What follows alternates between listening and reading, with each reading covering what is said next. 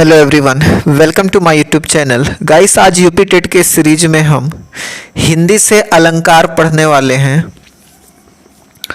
तो सबसे पहले हम अलंकार को देखते हैं। अलंकार क्या है? तो अलंकार का शाब्दिक अर्थ है आभूषण। अलंकार दो प्रकार का होता है। पहला जो है शब्दालंकार और दूसरा जो है अर्थालंकार। तो सबसे पहले हम यहाँ पर शब्दालंकार को हम देखेंगे। इसमें जो पहला है हमारा शब्दालंकार में, तो अनुप्रास अलंकार है। ठीक है। अब अनुप्रास अलंकार के बारे में हम यहाँ पर अध्ययन करेंगे। तो सबसे पहले हम इसको देखते हैं कि कैसे हम पहचानेंगे कि अनुप्रास अलंकार है। तो जहां पर वर्णों की आवृत्ति जो है बार बार हो। यहां पर एक हम एग्जाम्पल देखेंगे कि बंदौ गुरुपद पदुम परागा सुरुचि सुबास सरस अनुरागा। तो इस एग्जाम्पल में आप देख रहे हैं कि यहाँ पे प, यहाँ पे प और यहाँ पे प वर्णों की आवृत्ति बार बार हो रही है। और नीचे अगर देखें तो यहाँ पे सौ यहाँ पर भी सौ है। इस वर्ण की जो है आवृत्ति बार बार हो रही है। तो यहाँ पे हम कहेंगे कि अनुप्रास अलंकार है। ठीक है। आगे बढ़ते हैं। जैसे यहाँ पे है तरनी तनुजा तट तमाल तरुअर बहु छाए। ठीक है। तो यहाँ पे जो है तो जो है इस वर्ण की आवृत्ति यहाँ पे बार बार हो रही है। तो यहाँ पर भी अनुप्रास अलंकार है। एक और एग्जाम्पल है यहाँ पे कि चारु चंद्र की चंचल किरणें खेल रही हैं जल थल में। तो यहाँ पे जो है चौ की जो है वर्ण की आवृत्ति जो है यहाँ पे बार बार हो रही है। तो यहाँ पर भी अनुप्रास अलंकार है। और एग्जाम्पल हम देखते हैं। जैसे यहाँ पे है चरर मरर खुल गए अरर रव स्फुटों से।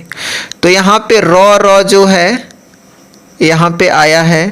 तो रॉ वर्ण की जो है आवृत्ति बार बार हो रही है। तो यहाँ पर भी अनुप्रास अलंकार है।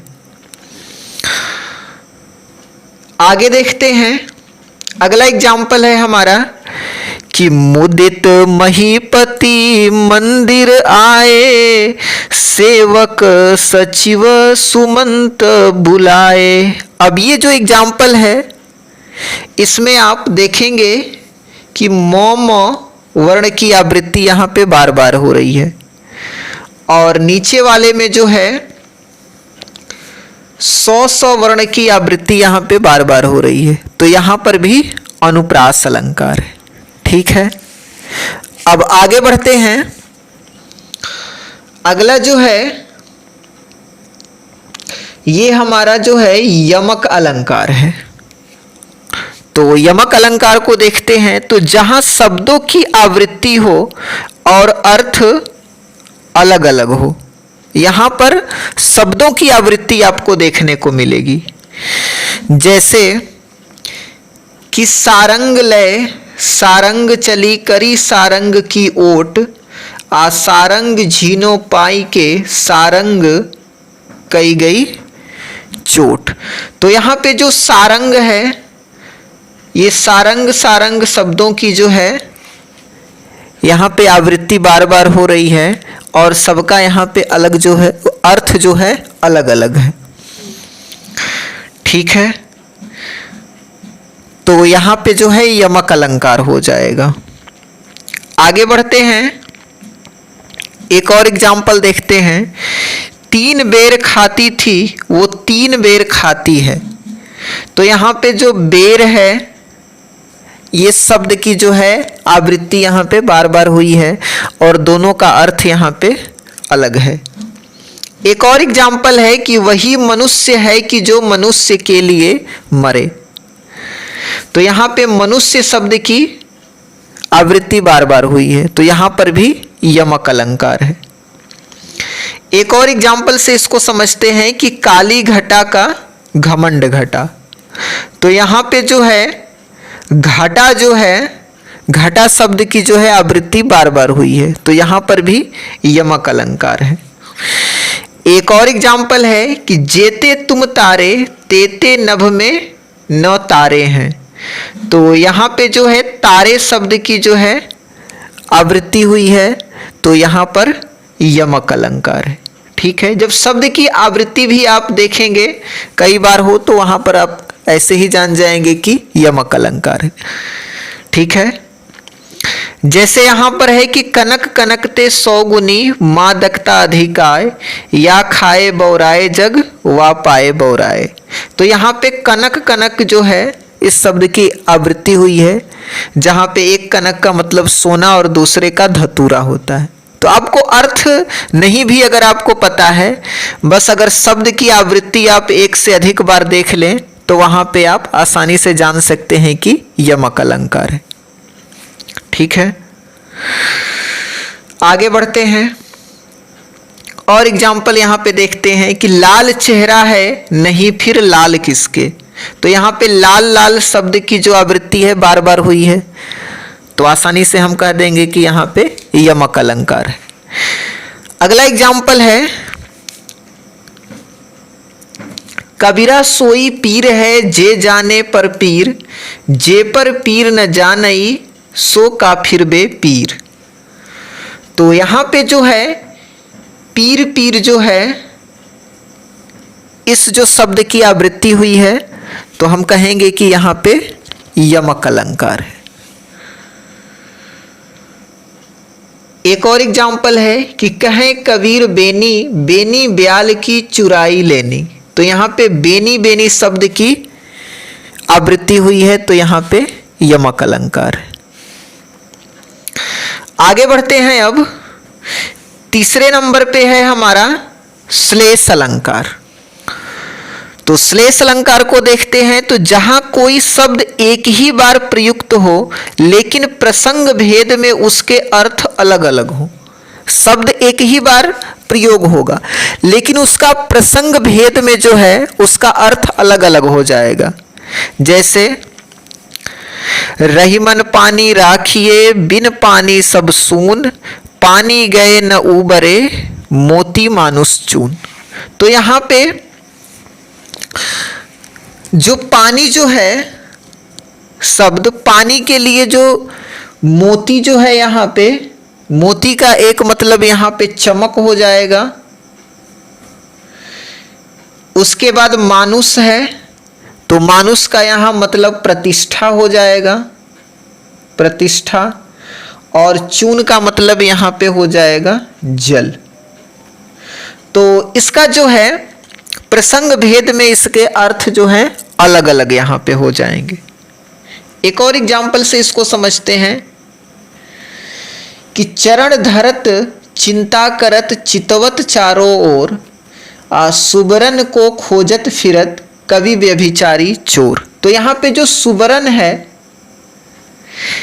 इसका जो ये एक ही बार यहाँ पे प्रयोग हुआ है, लेकिन इसका जो प्रसंग भेद जो है इसका अलग अलग यहाँ पे है। जैसे कि कवि हो जाएगा,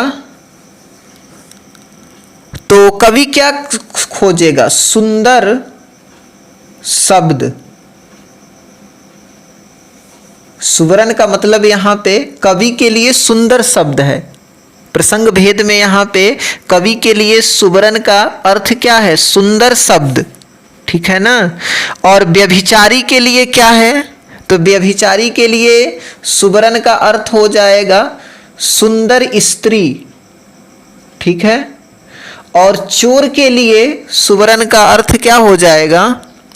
तो यहाँ पे स्वर्ण हो जाएगा, स्वर्ण या सोना हो जाएगा। तो यहाँ पे आपने देखा कि सुवर्ण का अलग अलग प्रसंग भेद में अलग अलग अर्थ निकलता है। यानी कवि के लिए सुंदर शब्द, यानी कवि सुंदर शब्द खोजता फिरता है, और ये वहीं पे अगर व्यभिचारी होगा तो सुंदर स्त्री को वो खोजेगा, और चोर अगर रहेगा तो स्वर्ण खोजेगा, सोना खोजेगा। तो शब्द यहाँ पे सुवर्ण एक ही बार प्रयोग हुआ है, लेकिन प्रसंग भेद में इसके अलग अलग अर्थ हैं। तो यहाँ पे आप कहेंगे कि ये श्लेष अलंकार है। ठीक है। उसके बाद आगे बढ़ते हैं। अगला जो है हमारा अनुप्रास अलंकार है। तो अनुप्रास अलंकार के यहाँ पे कुछ भेद होते हैं। जैसा कि आपने अनुप्रास अलंकार पढ़ा, तो इसके कुछ और भी भेद हैं। तो अनुप्रास अलंकार के भेद को हम देख लेते हैं। पहला आपने अनुप्रास अलंकार ही पढ़ा था, तो उसमें कुछ भेद हैं। जैसे पहले नंबर पे है हमारा छेका अनुप्रास। तो इसको कैसे हम समझेंगे? अनेक व्यंजनों की यहाँ पे आवृत्ति होगी। अब इसको एग्जाम्पल से हम समझते हैं। जैसे कि रहीमन रहीला की भली, तो इसमें रही और रही, यहां पे इस व्यंजन की जो है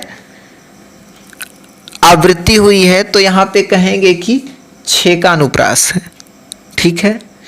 दूसरे नंबर पे आता है वृत्त्यानुप्रास। तो यहां पे वर्णों की आवृत्ति एक से अधिक बार होती है। जैसे कि तरनी तनुजा तट तमाल तरुवर बहु छाए, तो इसमें तो जो है वर्ण की आवृत्ति बार बार हुई है, तो यहां पे वृत्त्यानुप्रास हो जाएगा। और आगे बढ़ते हैं।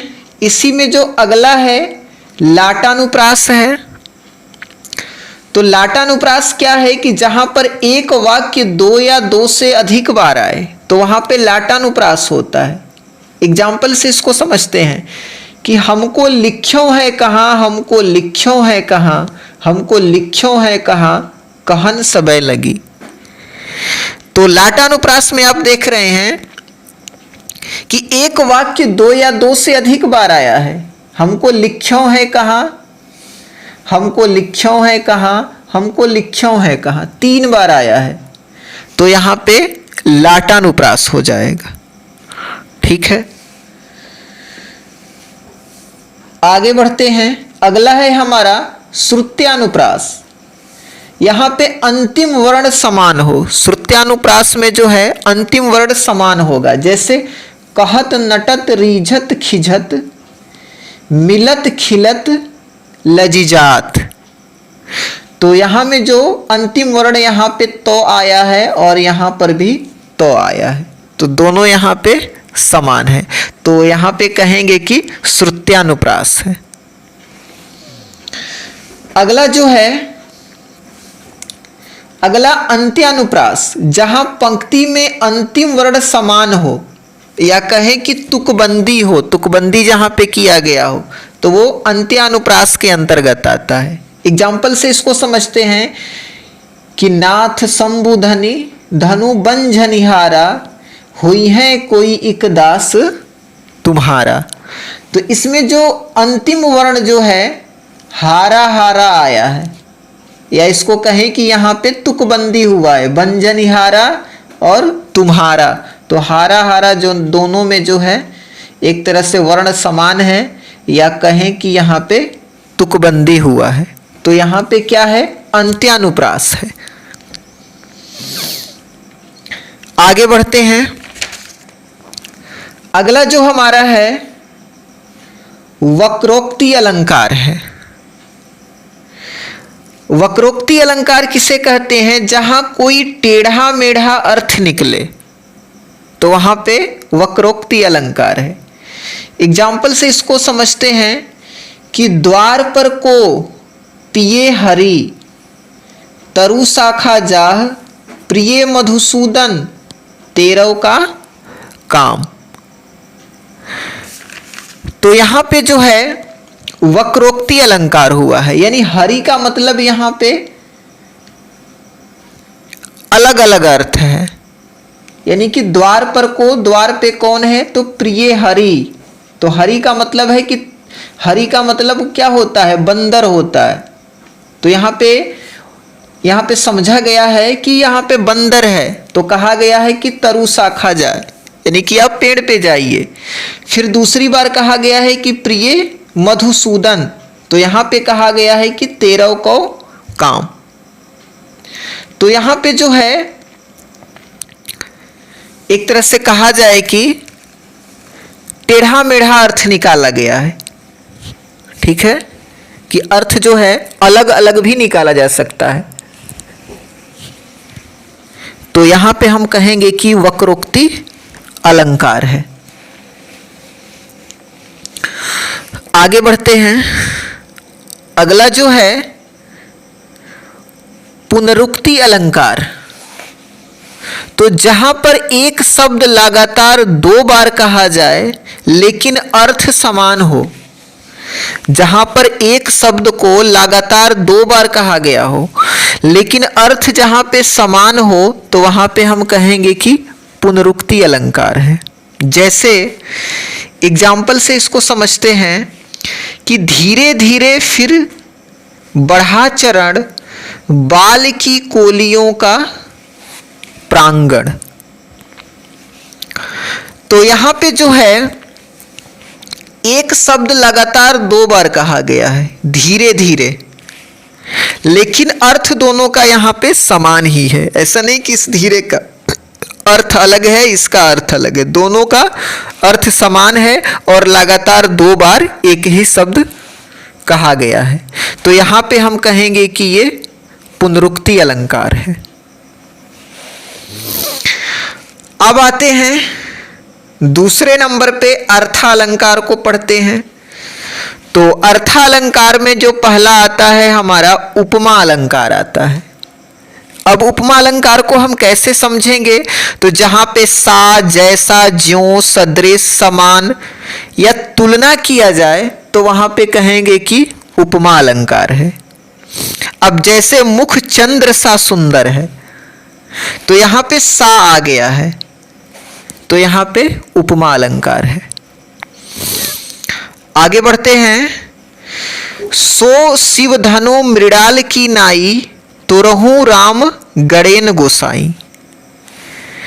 तो यहां पे सा, ऐसा, ज्यों, सदृश, समान, यानी कि यहां पे तुलना किया गया है।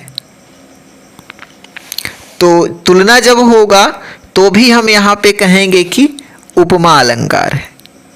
या सा, ऐसा, जैसा, ज्यों, सदृश से समान आ जाए, यानी उपमा की जाए। और एग्जाम्पल देखते हैं। जैसे खिली हुई हवा आई, फिरकी सी आई, चली गई। तो यहां पे सी आया है, सा, ऐसा, ज्यों, सदृश से समान, तुलना किया जाए तो यहां पे भी उपमा अलंकार हो जाएगा। और एग्जाम्पल देखते हैं। कमल नयन, यानी कि यहां पर जो है कमल को नयन कहा गया, यानी कि कमल नयन, कमल जैसे नयन, यानी कमल सा नयन, इसको हम कह सकते हैं कि कमल सा नयन। तो यहां पर भी समान दिखाया गया है, तुलना किया गया है, या इसे लिखें कमल सा नयन, तो सा इसमें आ जाएगा। तो इस तरीके से ये भी उपमा अलंकार है। एक और एग्जाम्पल है कि असंख्य कीर्ति रश्मिया विकर्ण दिव्य दाहसी। तो सा से यहाँ पे सा आ गया, सी आ गया, यानी कि यहाँ पे तुलना किया जा रहा है। तो यहाँ पर भी जो है उपमा अलंकार है। और एग्जाम्पल देखते हैं कि मुख्य मयंक सम मंजू मनोहर। तो यहां पर भी सम, समान, यानी कि तुलना की गई है, तो यहां पर भी उपमा अलंकार हो जाएगा। अगला है हरिपद कोमल कमल से। तो यहां पर भी जो है से आया है, सा, ऐसा, जैसा, ज्यों, सदृश से समान, तो यहां पर भी उपमा अलंकार हो जाएगा। और एग्जाम्पल देखते हैं। पीपर पात सरिस मन डोला। तो यहाँ पर भी सरिस, पीपर पात सरिसमंडोला, यहाँ पर भी उपमा दिया गया है, यानी समान बताया गया है कि पीपर पात सरिसमंडोला, पीपर के पात जैसे ये जो डोलना कहा गया है मन को, तो यहाँ पर भी तुलना किया गया है, समान बताया गया है। एक और एग्जाम्पल है कि नवल सुंदर श्याम शरीर की सजल नीरज सी कलकांति थी, तो यहाँ पर भी सी आ गया है, सा सी, ऐसा, जैसा, ज्यों, सदृश से, समान, यहाँ पर भी तुलना किया गया है, तो यहाँ पर भी उपमा अलंकार हो जाएगा। आगे अब बढ़ेंगे, दूसरे नंबर पे जो है रूपक अलंकार। तो रूपक अलंकार में हम योजक चिन्ह, ये जो चिन्ह है योजक चिन्ह, डैश जिसे कहते हैं, तो इसको भी देख करके हम जान जाएंगे कि रूपक अलंकार है। या उपमेय को ही उपमान मान लिया जाए, यानी यहाँ पे अब समान सदृश्य नहीं, उपमेय को ही उपमान मान लिया जाए, तो यहाँ पे रूपक अलंकार हो जाता है। या आप यहाँ पे डैश जो है योजक चिन्ह देखेंगे तो भी जान जाएंगे कि रूपक अलंकार है। एग्जाम्पल देखते हैं, जैसे चरण कमल बंदो हरिराई, तो यहाँ पे योजक चिन्ह लगा है, तो हम समझ जाएंगे कि ये रूपक अलंकार है। आगे बढ़ते हैं, अंबर पनघट में डुबो रही तारा घट उषा नगरी, तो यहाँ पे दो जगह आप देख रहे हैं कि योजक चिन्ह आया है। तो जब योजक चिन्ह आएगा तो हम यहाँ पे समझ जाएंगे कि ये रूपक अलंकार है। ठीक है, एक और एग्जाम्पल देखते हैं, खिले हजारों चांद तुम्हारे नैनों के आकाश में, तो यहाँ पे आप कहेंगे कि योजक चिन्ह नहीं है, लेकिन उपमेय को ही उपमान मान लिया गया है कि खिले हजारों चांद तुम्हारे नैनों के आकाश में, यानी कि नैनों को आकाश मान लिया गया है कि नैनों के आकाश में जो है क्या हो, हजारों चांद जो है खिले हुए हैं, खिले हजारों चांद तुम्हारे नैनों के आकाश में, तो यहाँ पे उपमेय को ही उपमान मान लिया गया है, तो यहां पर भी रूपक अलंकार हो जाएगा। मुख चंद्र है, यानी यहां पे मुख को ही चंद्र मान लिया गया है, उपमेय को ही उपमान मान लिया गया है। या यहां पे योजक चिन्ह भी आप देखेंगे तो समझ जाएंगे कि रूपक अलंकार है।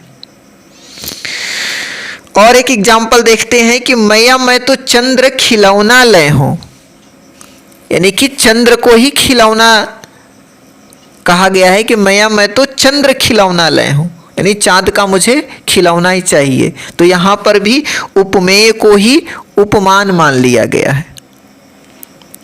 तो अगर आपको योजक चिन्ह दिख जाए या उपमेय को ही उपमान मान लिया जाए तो वहां पे जो है रूपक अलंकार हो जाता है। आगे बढ़ते हैं, अब अगला जो है उत्प्रेक्षा अलंकार। तो उत्प्रेक्षा अलंकार उपमेय में उपमान की संभावना हो। रूपक में क्या था, उपमेय को ही उपमान माना जाता था, लेकिन यहाँ पे उपमेय में उपमान की संभावना हो।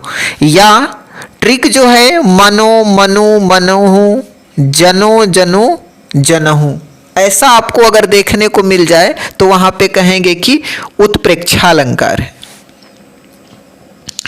एग्जाम्पल देखते हैं, जैसे लता भवंते प्रकट भेद तेहि अक्षर दो भाई, निकसे जनुजुग विमल विधु जलद पटल बिलगाई। तो जनु यहाँ पे आ गया है तो हम कहेंगे कि उत्प्रेक्षा अलंकार है। मुख मानो चंद्र है, तो यहाँ पे मनो आ गया, तो यहाँ पे उत्प्रेक्षा अलंकार हो जाएगा। आगे बढ़ते हैं, सोहत ओढ़े पीत पट श्याम सलोने गात, मनो नीलमणि शैल पर आतप पर्यो प्रभात। तो यहाँ पे मनो आ गया है, तो यहाँ पे उत्प्रेक्षा अलंकार है। आगे बढ़ते हैं, फूले कास सकल मही छाई, जनु बरसा ऋतु प्रकट बुढ़ाई। तो यहाँ पे जनु आ गया है, तो यहाँ पर भी उत्प्रेक्षा अलंकार हो जाएगा। हरिमुख मानो मधुर मयंक, मनो आ गया तो यहाँ पर भी उत्प्रेक्षा अलंकार हो गया। आगे बढ़ते हैं। कैके कारण रोवे बाला, जनु टूटे मोती के माला। तो यहाँ पे जनु आ गया है, तो यहाँ पर भी उत्प्रेक्षा अलंकार है। आगे बढ़ते हैं विनोक्ति अलंकार। तो अब ये विनोक्ति अलंकार क्या है, इसको समझते हैं। तो जहां बिना शब्द के द्वारा किसी वस्तु की व्यर्थता बताई जाए, बिना शब्द के ही उसकी व्यर्थता बता दिया जाए, तो वहां पे विनोक्ति अलंकार हो जाता है। जैसे सर बिनु सरसिज, सरसिज बिनु सर, सर सरसिज बिनु सूरे। इसको और ऊपर कर देते हैं, अब समझते हैं। सर बिनु सरसिज, सरसिज बिनु सर, सर सरसिज बिनु सूरे, तन बिनु यौवन, यौवन बिनु तन, तन यौवन प्रिय दूरे। तो यहां पे सूरज के बिना तालाब और तालाब के बिना कमल, तथा उसी प्रकार यहां पे कहा गया है कि प्रियतम बिना शरीर और शरीर बिना यौवन की व्यर्थता यहां पे बताई गई है। यानी कि सर बिनु सरसिज, सरसिज बिनु सर, सर सरसिज बिनु सूरे, तन बिनु यौवन, यौवन बिनु तन, तन यौवन प्रिय दूरे। यानी कि सूरज के बिना तालाब और तालाब के बिना कमल, तथा उसी प्रकार प्रियतम बिना शरीर और शरीर के बिना यौवन की यहाँ पे व्यर्थता को बताया गया है। तो यहाँ पे विनोक्ति अलंकार हो जाएगा। ठीक है, आगे बढ़ते हैं। अब अगला हमारा है मानवीकरण अलंकार। मानवीकरण में निर्जीव को सजीव कहा जाता है। जैसे कि मेघ आए बन ठन के संवर के। तो यहाँ पे मेघ को बन ठन के संवर के, यानी कि बन ठन के संवर के कौन आता है, कोई सजीव वस्तु आता है। तो यहाँ मेघ को जो है सजीव माना गया है, यानी कि जो बादल है, मेघ जो है, ये निर्जीव है, तो निर्जीव को यहाँ पे सजीव बताया गया है। तो यहाँ पे मानवीकरण अलंकार हो जाएगा। और एग्जाम्पल से देखते हैं कि जगी वनस्पतियां अलसाई, मुख धोती शीतल जल से।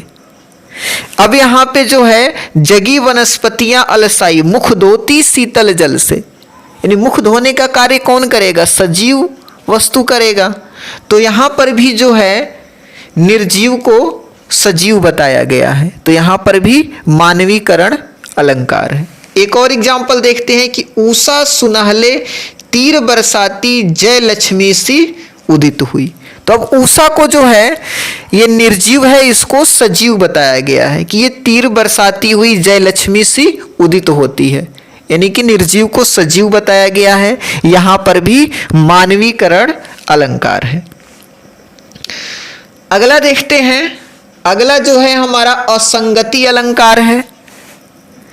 असंगति अलंकार कैसे इसको पहचानेंगे, तो कारण कहीं और कार्य कहीं और हो, तो इसको हम समझ जाएंगे कि यहाँ पे असंगति अलंकार है, कारण कहीं और कार्य कहीं और। जैसे हृदय घाव मेरे पीर रघुवर के, हृदय घाव मेरे और पीर रघुवर के, तो कारण कहीं और है, कार्य कहीं और हो रहा है। तो यहाँ पे असंगति अलंकार हो जाएगा। उर में बिजली सी चमकी, नैनों में जल भर आया। उर में बिजली सी चमकी और नैनों में क्या है, जल भर आया, यानी कि यहाँ पे कारण कहीं और है और कार्य कहीं और हो रहा है। तो यहाँ पर भी असंगति अलंकार हो जाएगा। अगला देखते हैं विरोधाभास अलंकार। तो इसके नाम से ही स्पष्ट है कि विरोध न होने पर विरोध का जहां पे आभास हो, तो वहां पे विरोधाभास अलंकार हो जाता है। जैसे पापी मनुज भी आज मुख से राम नाम निकालते। क्या है यहाँ पे कि पापी मनुज भी आज मुख से राम नाम निकालते। तो यहाँ पे विरोध न होने पर भी विरोध का यहाँ पे आभास हो रहा है कि पापी मनुज भी आज मुख से जो है राम नाम निकालते हैं। तो यहाँ पर विरोधाभास अलंकार। एक और एग्जाम्पल से इसको देखते हैं कि जे जे नीचे हैं चले ते ते ऊंचे होए। तो यहां पर भी विरोध न होने पर भी विरोध का आभास हो रहा है कि जे जे नीचे हैं चले ते ते ऊंचे होए। तो यहां पर भी हमको विरोधाभास हो रहा है, तो ये विरोधाभास अलंकार है। अगला देखते हैं संदेह अलंकार, यानी कि नाम से ही स्पष्ट है कि जहां पे संदेह हो, जैसे कि यह मुख है या चंद्र है। तो यहां पे संदेह हो रहा है कि यह मुख है या चंद्र है, तो यहां पे ये संदेह अलंकार है। आगे बढ़ते हैं। अगला जो है हमारा विभावना अलंकार, यानी बिना कारण के कुछ होना। अगर बिना कारण के कुछ होता है तो वहां पे विभावना अलंकार है। इसको समझते हैं एग्जाम्पल से कि बिनु पद चले सुने बिनु काना, कर बिनु कर्म करे विधि नाना। अब यहां पे आप देख रहे हैं कि बिना कारण के कुछ हो रहा है, कि बिनु पद चले यानी बिना पैर के ही ये चलने का काम हो रहा है। और सुने बिनु काना, और काना क्या कर रहा है, सुन रहा है यहाँ पे। कर बिनु कर्म करे विधि नाना, और उसके पास कर नहीं है, हाथ नहीं है, फिर भी वो विधि नाना बहुत से काम को कर रहा है। तो यहाँ पे क्या है, बिना कारण के ही कुछ हो रहा है। तो यहाँ पे कहेंगे कि ये विभावना अलंकार है। अगला जो है आनन रहित सकल रस भोगी, बिनु बानी वक्ता बड़ जोगी। यानी आनन, आनन का मतलब होता है यहाँ पे मुख, आनन मुख को कहते हैं। तो आनन रहित सकल रस भोगी, और सकल का मतलब यहाँ पे होता है संपूर्ण, सकल कहते हैं संपूर्ण, यानी कि बिना मुख के ही संपूर्ण रस को ये भोग करता है। अब बिनु बानी वक्ता बड़ जोगी, बिना वाणी के ही ये सबसे बड़ा वक्ता बड़ जोगी है। तो यहाँ पर भी बिना कारण के कुछ हो रहा है, तो यहाँ पर भी कहेंगे कि विभावना अलंकार है। आगे बढ़ते हैं। अगला जो है भ्रांतिमान अलंकार, नाम से ही स्पष्ट है कि जहाँ पे भ्रम हो, तो यहाँ पे भ्रांतिमान अलंकार हो जाएगा। जैसे ओस बिंदु चुग रही हंसिनी मोतियों को जान, जानी श्याम को श्याम घन नाची उठे बन मोर। तो यहाँ पे भ्रम हो रहा है कि ओस बिंदु चुग रही हंसिनी मोतियों को जान, ओस की बिंदु को जो है हंसिनी मोती समझ के चुग रही है। और जानी श्याम को श्याम घन नाची उठे बन मोर, यानी श्याम को, श्याम मतलब यहाँ पे कृष्ण को लिया गया है। इनको बादल जान करके, श्याम घन जान के मोर जो क्या है नाचने लग रहे हैं। तो यहां पर भी भ्रम हो रहा है, तो भ्रांतिमान अलंकार है। आगे बढ़ते हैं। विशेषोक्ति अलंकार। तो विशेषोक्ति अलंकार का मतलब कारण के रहते हुए भी कार्य का न होना। तो हम समझ जाएंगे कि विशेषोक्ति अलंकार है। जैसे नैनों से सदैव जल की वर्षा होती रहती है, तब भी प्यास नहीं बुझती। यानी कि कारण है लेकिन फिर भी कार्य नहीं हो रहा है। नैनों से सदैव जल की वर्षा होती रहती है लेकिन प्यास नहीं बुझती है, यानी कारण है फिर भी कार्य नहीं हो रहा है। तो यहाँ पे कहेंगे कि विशेषोक्ति अलंकार है। और उसके बाद अंतिम जो अलंकार हमारा है अतिशयोक्ति अलंकार। तो अतिशयोक्ति अलंकार आप जानते ही हैं कि जहाँ पे बढ़ा चढ़ा के किसी बात को कहा जाए तो वहाँ पे अतिशयोक्ति अलंकार होता है। जैसे देख लो साकेत नगरी है यही, स्वर्ग से मिलने गगन में जा रही। तो यहाँ पे बढ़ा चढ़ा के कहा गया है कि देख लो साकेत नगरी है यही, स्वर्ग से मिलने गगन में जा रही। यानी नगरी जो है गगन में स्वर्ग से मिलने जा रही है। हालांकि नगरी स्वर्ग से मिलने नहीं जा सकती, यानी कि बात को बढ़ा चढ़ा के कहा गया है। तो यहाँ पर जो है अतिशयोक्ति अलंकार हो जाएगा। तो गाइस इस तरीके से जो है अलंकार का हमारा वीडियो यहाँ पे समाप्त हो गया। अगर वीडियो अच्छा लगा हो तो वीडियो को लाइक करें, चैनल पे नए हैं तो चैनल को सब्सक्राइब करें, दोस्तों को भी शेयर करें। तो मिलते हैं एक और वीडियो के साथ। Thanks for watching this video.